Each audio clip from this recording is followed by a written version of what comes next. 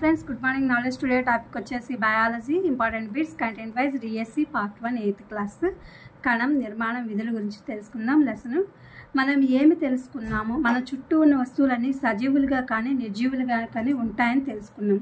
మనం ఈ పాఠంలో దేని గురించి తెలుసుకుంటున్నాము, కణం అనే దాని గురించి తెలుసుకుంటున్నాము. కణాన్ని దేనితో పోల్చవచ్చును, ఇటుకలతో పోల్చవచ్చును. కణాన్ని కలిస్తే ప్రతి జీవి ఎలా తయారవుతుంది, ప్రతి జీవి దేహం తయారవుతుంది ఒక కణంతో, అంటే అది విభజన చెందిన తర్వాత. ఏ సంవత్సరంలో రాబర్ట్ హుక్ సూక్ష్మదర్శినితో బెండు మొక్కలను పరిశీలించారు? 1665 సంవత్సరంలో. బెండు అనేది చెట్టులో ఎలాంటిది, ఒక భాగం మాత్రం.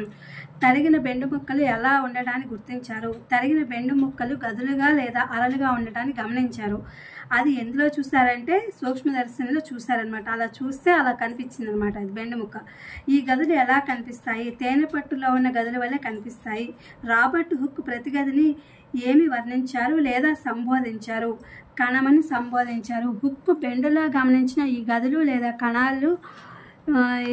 కణాలను ఏమన్నారు? నిర్జీవ కణాలని చెప్పారు. అంటే ఫస్ట్లో ఇది నిర్జీవ కణాలను చూసారనమాట. అంటే బెండు ముక్కలో దాన్ని మాత్రమే చూడటం జరిగిందనమాట ఆ యొక్క సూక్ష్మదర్శినిలో.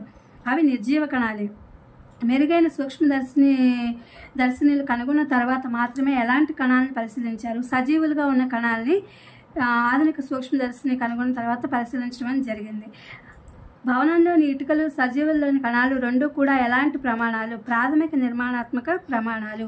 మానవ దేహం ఎలా ఉంటుంది? భిన్న ఆకారాలు, పరిమాణాలు గల ట్రిలియన్ కణాలు కలిగి ఉంటుంది. వేరువేరు సమూహాలుగా ఉండే కణాలు వేరువేరు విధులను నిర్వర్తిస్తాయి. ఒకటి కంటే ఎక్కువ కణాలతో నిర్మించే జీవులను ఏమంటారు? బహుకణ జీవులు. చిన్న జీవుల్లో కణాల సంఖ్య ఎలా ఉంటుంది? తక్కువగా ఉంటుంది.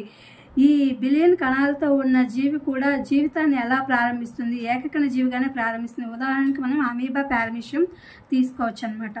రెండు జీవుల దేహం ఒకే కణంలో ఏర్పడిందా? ఇలా ఒక కణంతో ఏర్పడిన జీవులను ఏమంటారు? ఏకకణ జీవులు. అంటే ఇది అన్నీ కూడా ఏకకణ జీవులు. అన్ని రకాల విధులను, అంటే శ్వాస తీసుకోవడం, జీర్ణక్రియ, ఇవన్నీ కూడా ఒక కణంతోనే చేస్తాయన్నమాట విధులు.